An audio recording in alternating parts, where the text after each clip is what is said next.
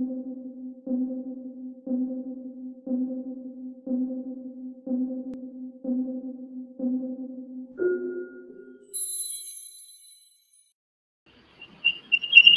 Janvi, Hi. and welcome to the Lumiere Torchbearer Thursday platform. I'm so delighted and honored to have you here as our speaker. Thank you. Thank you so much. So happy to be here. So, for my audience, Janvi is the founder of Bleetech Innovations, and I'm really excited to to talk to her, to learn how she came upon this idea, which is now a 5-year-old company, right?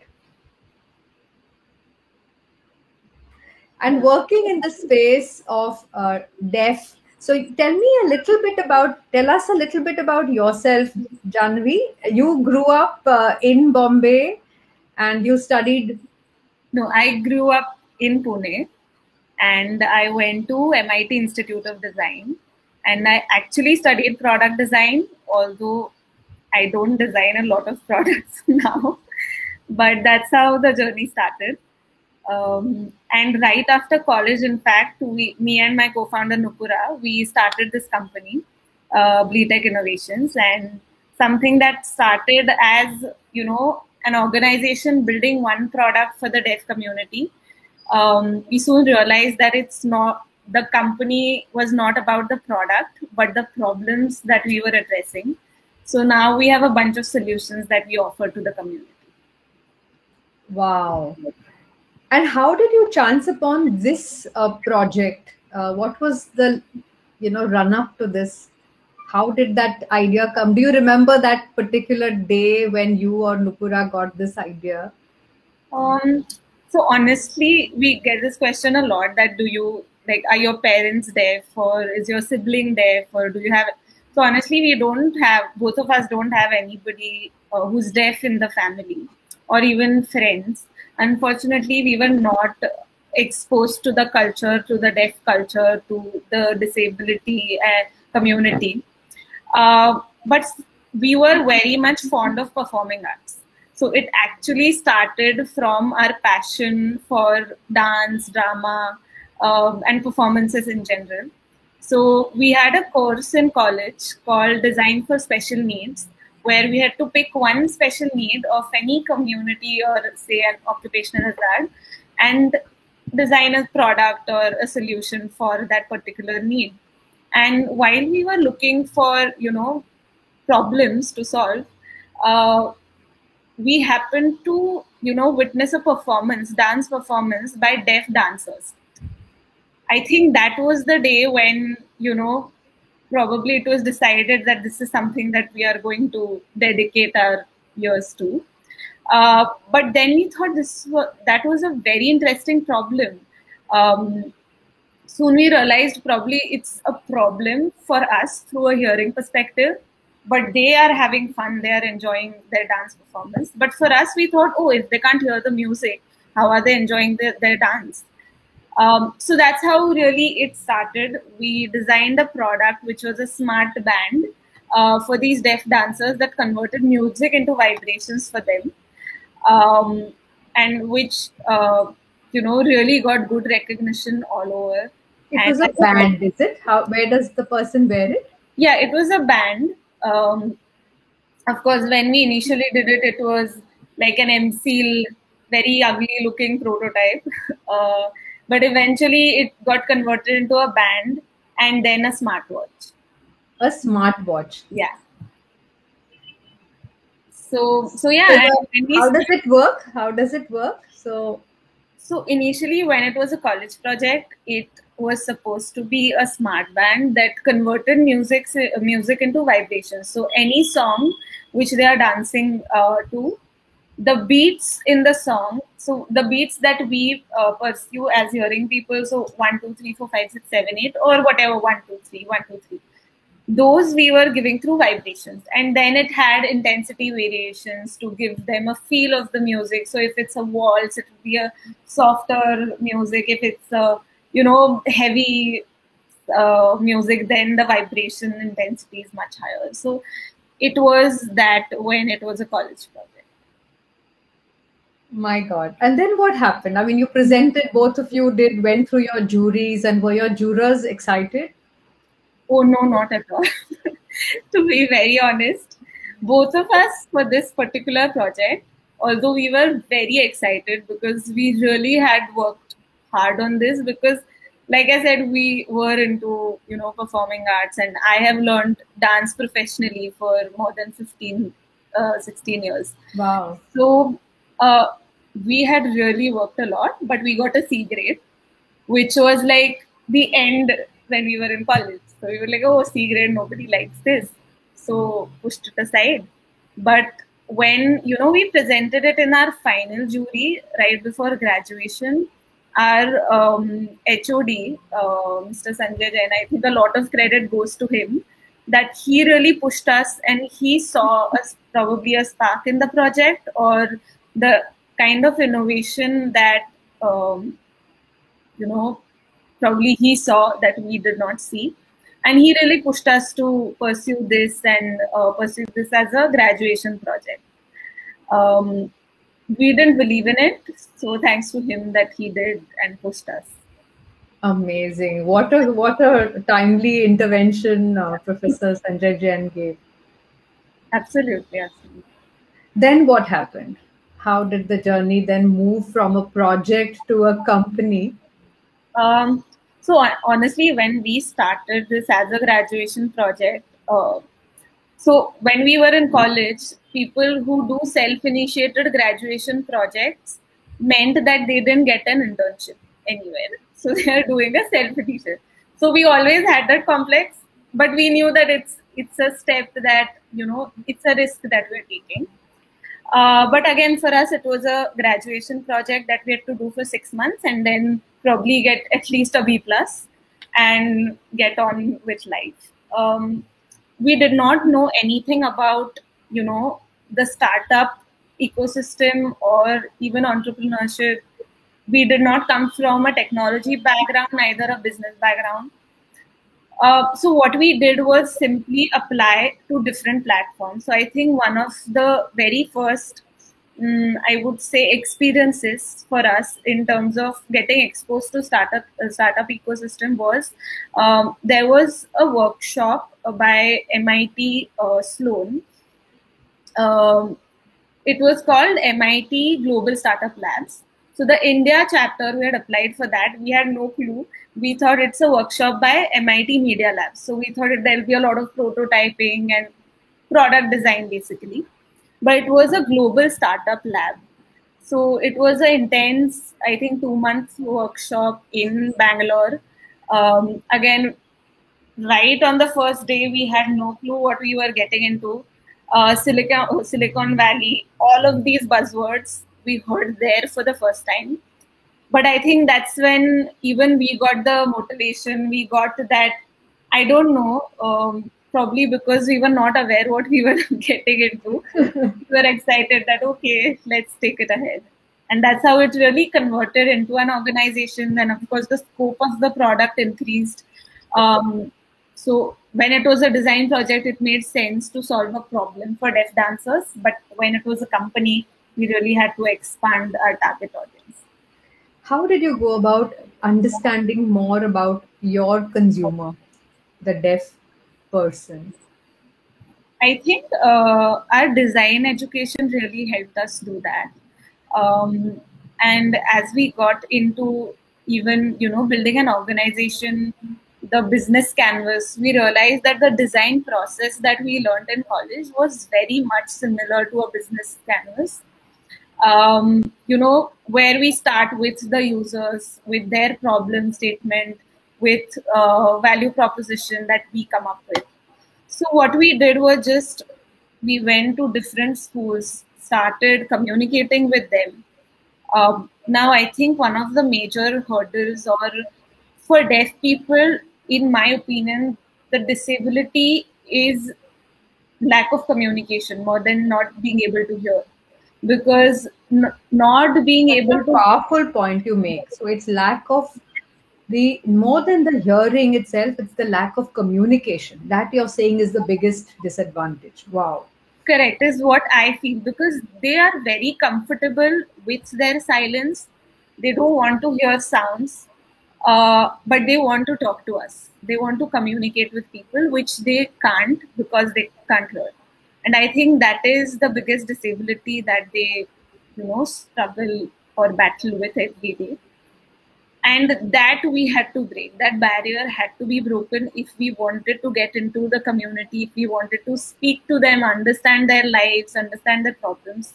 So the very first thing we did when we moved to Mumbai, was we hired our first employee who was deaf. Wow. I think that was Amazing. no. So at that point, we were very excited. We were like, "How will pay him, even if he can't do anything?" But we need to have somebody around with whom we can really understand, because it's very different. Being a deaf person it's a whole new, I would say, world. So I think that was something which we thank ourselves till date that we took that step. And that's how we learned sign language. He taught us sign language. And once we learned sign language and once that interpreter was out of picture, we immediately saw that how well we were accepted in the community. My God. And what was the role that this person played, who your first employee?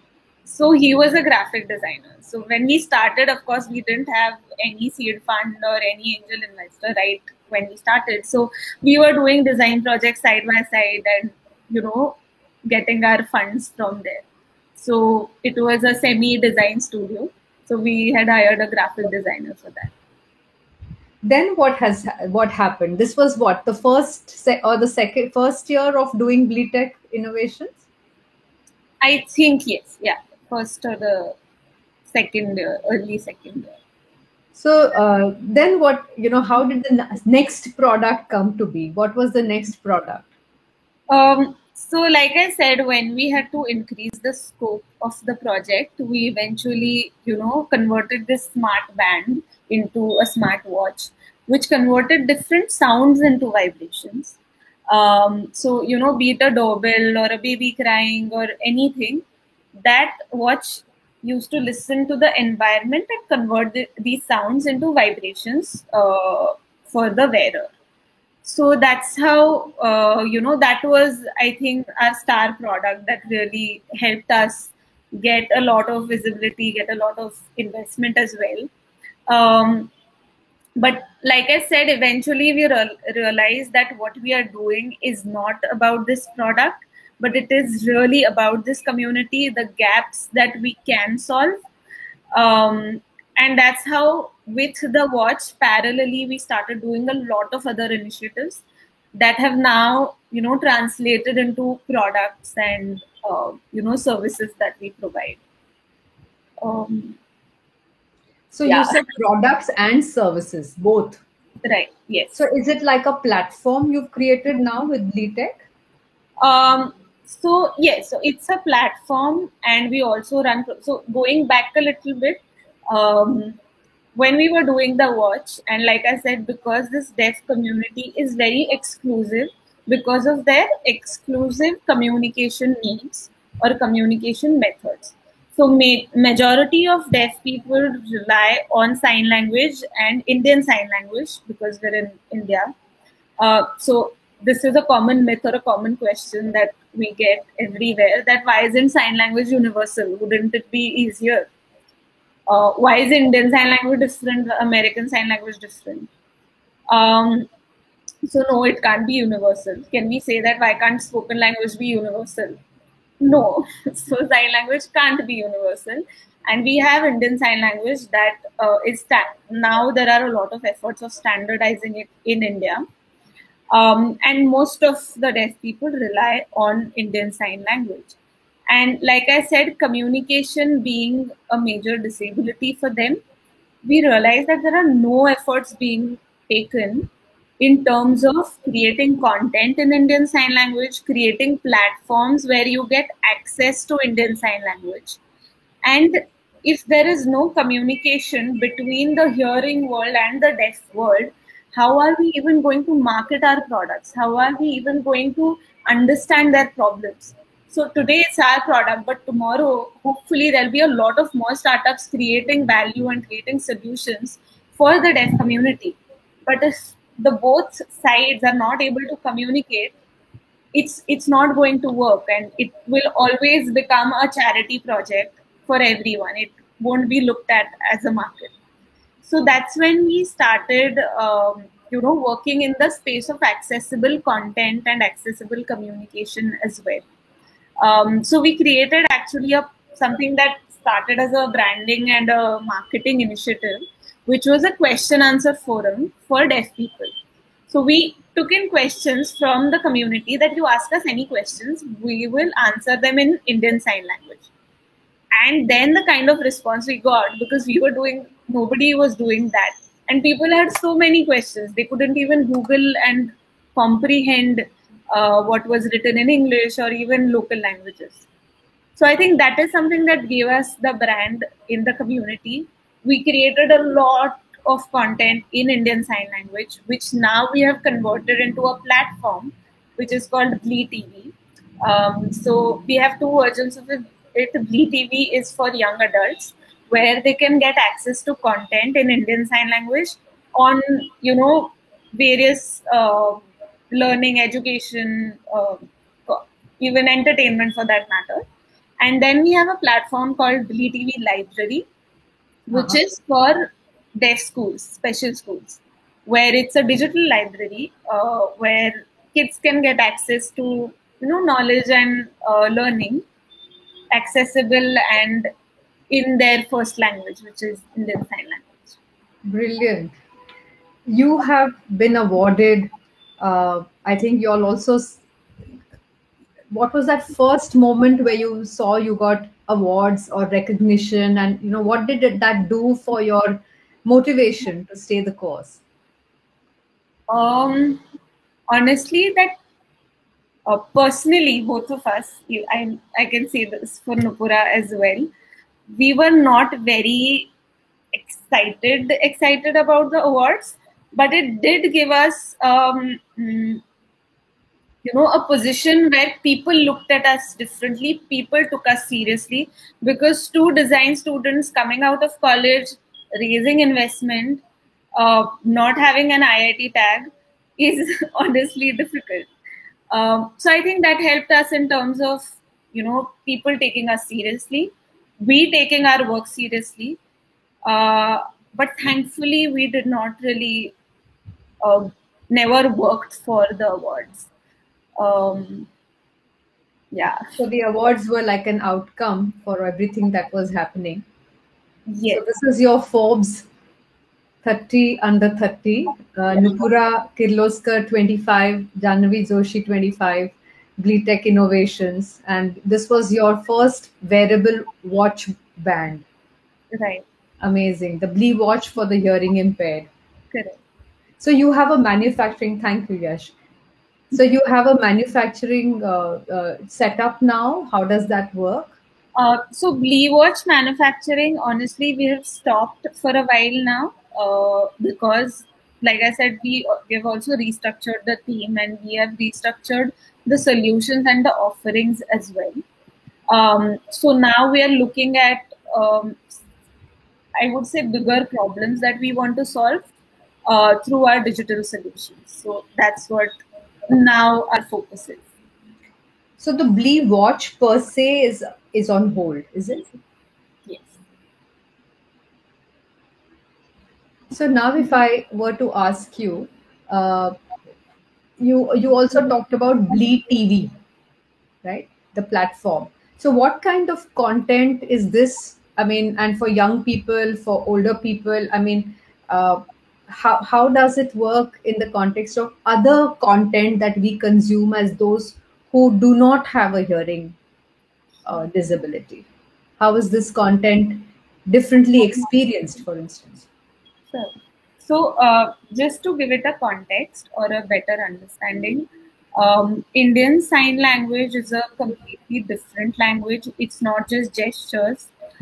Gestures are different. Gestures are limited to khana khaya, these are gestures, but Indian Sign Language is a language with its own grammar, with its own vocabulary, um, and with its own technicalities. So, what we are doing essentially is we are converting content that you and I consume into a language that exists but doesn't have any translations or even original content. It's getting better. There are a lot of organizations now who are trying to, create content for the deaf community. But the mainstream content that we see every day, that we consume every day, is unfortunately not, accessible to this particular community. Um, and that's what we do. We partner with content creators. We help them convert their content into accessible content for the deaf community, and then we also host that on the platform so that it can directly reach our consumers. It can directly reach the community. And of course, we also create original content in house, which, because we work with the community so closely, um, we are an inclusive team. We are a team of hearing, deaf interpreters, so we know what they want to consume. We understand what they must consume. So we also create original productions in house as well. And this satisfies, I guess, your interest even in the arts. Absolutely, it does. Lovely. So, for honestly, for us, when we saw that deaf people can't even communicate with their families, that was really heartbreaking. For a person who is completely isolated from the society, not just the outer world, but even his or her family, I think that's something that really kills your hope in life. It really kills all the motivations that you get to do something, or even nurture relationships, or to aspire things in life. So I think that is something that we really hope to break, and um, to have a more inclusive society. So even why we love coming on such platforms is, if we are able to reach out to more people, make them aware that deaf people are just people who speak a different language. They are just like you and I, but they just speak a different language, and it is our duty to give them access to that language. Yeah, and if we are able to do that, I think it would be a much happier and kinder community as a whole. That's really inspiring, Janvi. Janvi, you also got an opportunity to tour to San Jose. So tell us about how that recognition came up. You've also been felicitated at Rashtrapati Bhavan. Tell us about these things which were, you were getting national and global recognition for the work that you're doing as your social enterprise. Sure. I think the Rashtrapati Bhavan Award, which was the Gandhian Young Technological Award, I think that was our first award. That really helped us realize, um, I think this is something more than a college project. Or, okay, probably it's worth pursuing. So that was the first award. Something that these awards also helped us a lot is the network that it created. The kind of different innovators and entrepreneurs that we, as a cohort, that we were a part of, was such an excellent exposure. So more than honestly going to San Jose, and it was great exposure. We could, see what's happening in the world, where I'm not sure if we should really copy the model, but at least what is the value that they are creating. More than that, it was the amount of time we could spend with the mentors, with the cohort, with the fellow entrepreneurs which were with us. And probably so many of them have become such good friends that we can just call up anytime and ask any silly doubt because we've grown together. So I think that was one of my best um, takeaways from that particular trip. And then so now when we apply to such platforms, or look at fellowships and all of that, we now know that what to look for, not just an article in the newspaper, or not just, that doesn't matter. How can we extract the value is something that all of these awards have made us realize. Fantastic.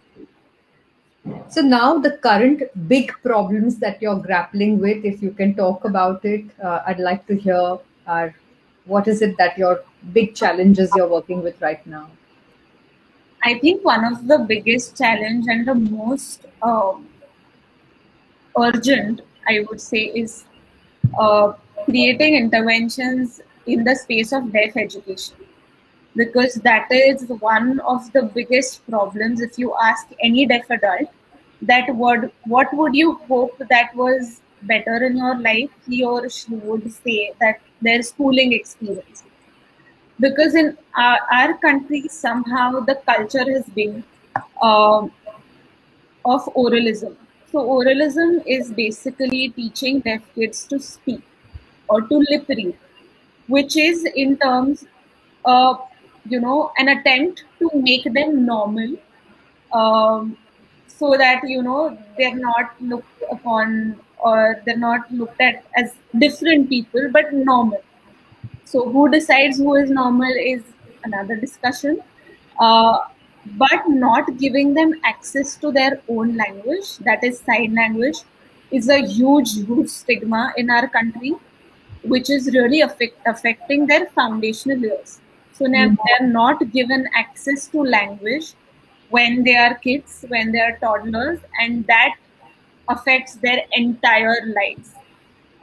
So a small quote which I really love, by Helen Keller, uh, because she was deaf-blind. She was once asked that if you were to pick, one disability that you think is more difficult than the other. So she gave this quote that blindness parts you from objects, deafness parts you from people, which is such a, it makes us realize, probably if I ask you if you were to choose between blindness and deafness, probably we would say, no, I don't want to become blind. Deafness I can manage. But really, when it breaks you apart from your community, from, we are social animals.